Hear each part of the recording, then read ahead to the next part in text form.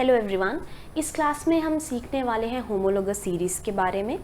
तो homologous series नाम कैसे दिया गया है? होमोलोगस का सिनोनिम होता है या इसका मतलब होता है सिमिलर। तो एक जैसी चीज़ों को हम एक लिस्ट के रूप में लिखते हैं, उस लिस्ट को ही हम क्या कहते हैं? Homologous series. एक जैसी चीज़ें मतलब वो कंपाउंड्स जिनमें सेम फंक्शनल ग्रुप प्रेजेंट हो, वो कंपाउंड जिसमें सेम फंक्शनल ग्रुप प्रेजेंट हो, उन सभी कंपाउंड्स को हम एक लिस्ट में अरेंज करेंगे और उस सीरीज़ को हम कह देंगे होमोलोगस सीरीज़। अब क्वेश्चन ये आता है कि होमोलोगस सीरीज़ किन किन सब्सटेंसेस की हो सकती हैं? तो ऑर्गेनिक कंपाउंड्स जैसे हो गए alcohol, aldehyde, ketones, carboxylic acid, alkanes, alkenes, alkynes, सभी की अपनी एक होमोलोगस सीरीज़ है। होमोलोगस सीरीज़ में हम मेंबर कैसे अरेंज करेंगे, यानी कि ये कैसे पता लगाया जाए सबसे ऊपर कौन सा मेंबर होगा या कौन सा कंपाउंड होगा और सबसे नीचे कौन सा कंपाउंड होगा? तो इसका बड़ा ही आसान तरीका है। होमोलोगस मेंबर में कार्बन नंबर के ऊपर सब कुछ डिपेंड करता है। तो जो सबसे पहले होगा वो होगा मेथ का कोई डेरिवेटिव। मेथ का कोई डेरिवेटिव मतलब जिसमें कार्बन नंबर 1 हो, वो सबसे पहले होमोलोगस सीरीज में आता है, टॉप में वो पोजीशन होगी। उसके बाद कार्बन नंबर 2 वाला, दैट मीन्स इथ वाला कोई कंपाउंड होगा, देन प्रॉप वाला, and the list goes on. इस तरह से हम जितने जितने कार्बन नंबर बढ़ते जाएंगे हम उनकी पोजीशनिंग करते जाएंगे। अब मिथ ही क्यों लिखा है?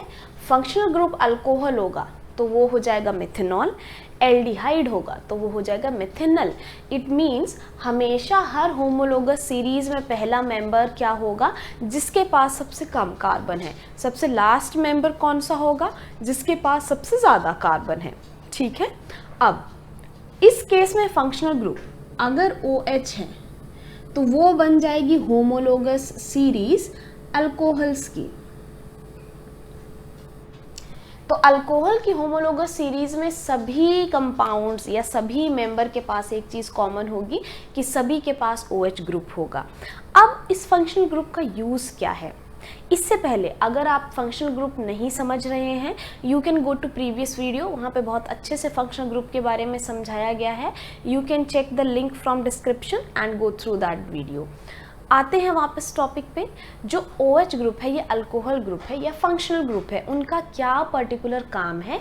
तो फंक्शनल ग्रुप क्या करते हैं? दे आर रिस्पॉन्सिबल फॉर, वो किस चीज़ के लिए रिस्पॉन्सिबल है? वो रिस्पॉन्सिबल है किसी सब्सटेंस की केमिकल प्रॉपर्टीज़ के लिए। वो रिस्पॉन्सिबल है किसी सब्सटेंस की केमिकल प्रॉपर्टी के लिए। होमोलोगस सीरीज़ में हमने क्या सीखा है अभी तक? कि होमोलोगस सीरीज़ में सारे ही मेंबर में एक चीज़ कॉमन होती है, जो कि है उनका फंक्शनल ग्रुप।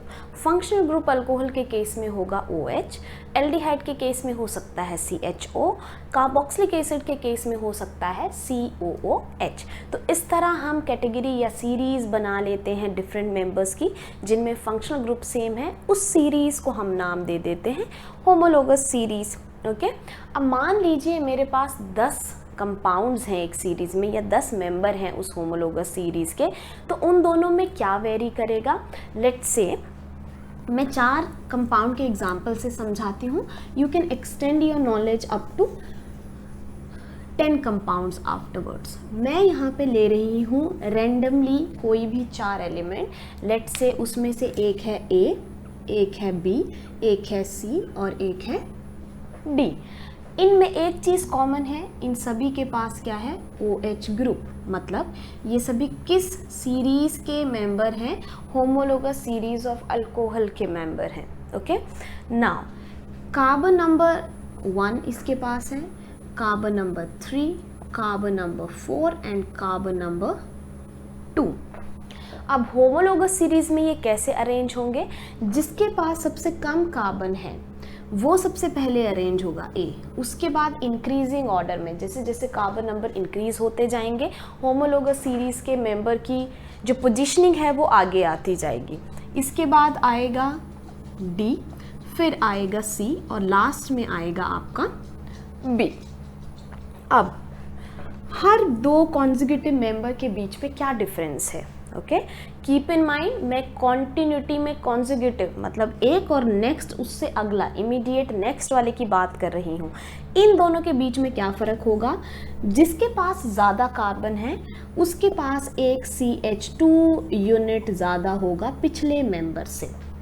ओके, कहने का मतलब ये है D के पास कितने CH2 यूनिट ज़्यादा है A से, एक CH2 यूनिट। सिमिलरली B के पास कितने CH2 यूनिट ज़्यादा है C से, एक CH2 यूनिट। साथ ही जो नेक्स्ट मेंबर है उसके पास 14 AMU मास ज़्यादा होता है।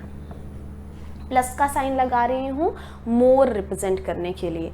तो हर नेक्स्ट मेंबर के पास एक CH2 यूनिट ज़्यादा होता है और 14 एटॉमिक मास यूनिट भी ज़्यादा होते हैं पिछले मेंबर से।